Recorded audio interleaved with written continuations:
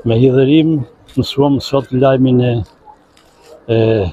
rënd dhe të zi për humbjen dhe ndarjen nga jeta të aktores madhërishme Margarita Gjepa,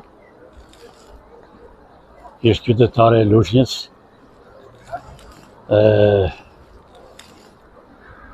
Nuk di si të them, po dije sa po i urova 93 vjetorin në një shkrim që është lexuar në rrjetet sociale, dhe sot tash duhet të flas se ajo u nda nga jeta një herë për gjithmonë.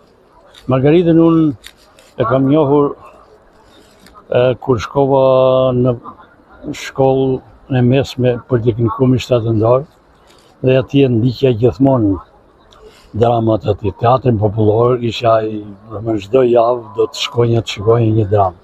Dhe ato që mbaj mend, kam parë që të gjitha sa kisha mundësinë, po ato që mbaj mend janë, për herë të parë kam parë me një dramë në anën tjetër, një dy skenat më të shkëlqyera. Ajo atëherë ishte shumë e re atje dhe një figurë e paparë. Pastaj e kam parë dhe me Ofelin të Hamleti, e madhe, dhe gjithmonë erdhi duke bërë me madhe, dhe sot ajo numëron 150 role në teatr, 32 figura në filmat të pazëvendësueshme.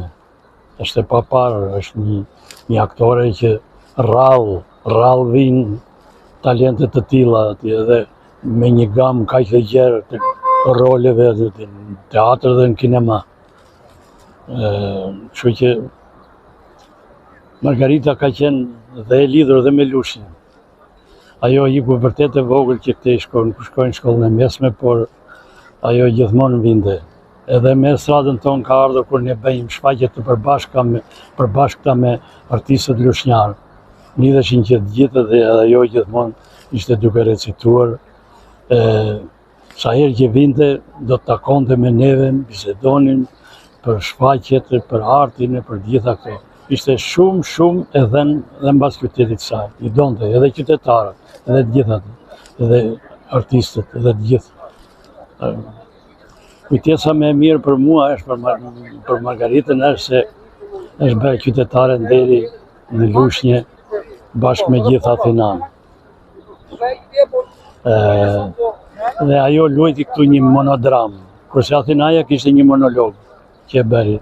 Dhe Athinaja atëherë ishte sapo kishte bërë kimioterapin, edhe interpretoi monologun shkëlqyeshëm. Edhe tha ajo, i tha, kush sa më jeshte smur, tha, ti je me fort se sa neve. Ishte zonjë grua, ishte shumë e dashur, shumë e ashtu. E biles jemi takuar që këtu ku jemi, dhe derisa patëm në teatr bashkë me atë Atinat. Duke i dhënë një prioritet më të madh këtyre artistëve të mëdhenj që çdo ditë ikin nga kjo botë.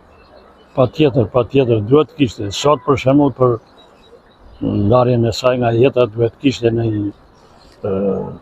nuk e di, një takim, një ashtu se si mund ta shikonin, se si mund vepronin.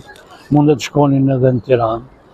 Atje do të ishte gjë e mirë, sepse ajo e donte qytetin aty, nuk ishte se